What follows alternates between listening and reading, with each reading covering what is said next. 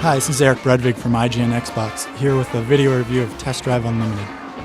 Test Drive Unlimited is a free roaming racing game set in the island of Oahu. In it, you can drive around on any single road on the entire island, and any road can be made into a racetrack at your discretion. In the game, you drive around an island, you'll come across various races and missions to enter, where you can earn money to buy new cars, upgrades, new houses, or coupons to fill out your character's wardrobe.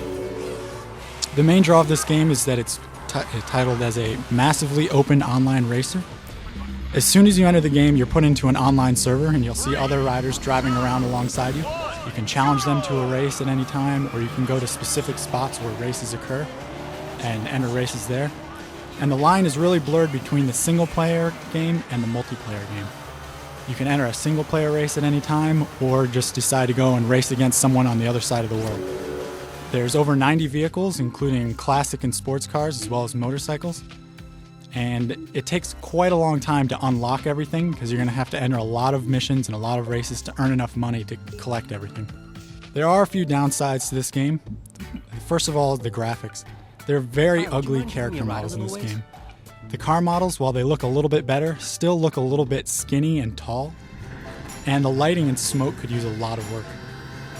The driving mechanics themselves, they went for a bit of a sim feel, but the mechanics need to be tightened up. You'll notice that the car will spin out of control, seemingly with no provocation. The motorcycles are a big sore spot in the game. They almost feel like they use the same driving mechanics as the car. The turning radius is way too wide, and you'll notice that you pretty much can't take a turn with any sort of momentum. Another downside of the game are the extremely limited tuning options.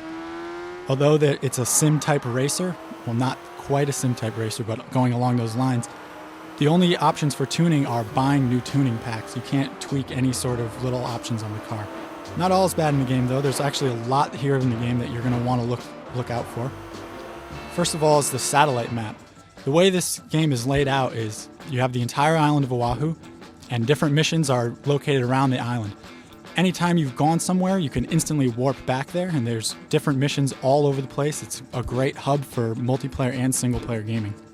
The online elements in this game are awesome. Being able to hop in and out of a multiplayer or a single-player game at any point is great fun. And driving around on the island, just taking in the scenery and seeing other actual people driving alongside of you is something that we've been wanting to do in games for a long time. Oahu itself is a much bigger island than you might think of.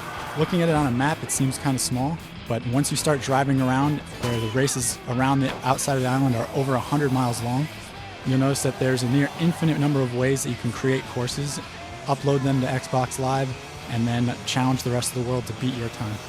Our favorite part about the game is the instant challenge feature. When you're driving along, you can just flash your headlights at any other person you see and challenge them to a race. If they accept, they'll pick a destination that can be anywhere on the island, and you're off in a race. It really gives you the kind of feeling as a kid where you say, I'll race you to the top of the stairs, and you just say, ready, set, go.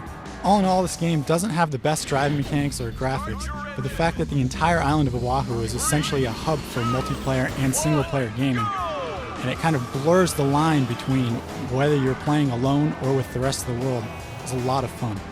It brings a feeling of an MMO to a racing game successfully, and it has all the tools ready for the community to go crazy and just invent a way.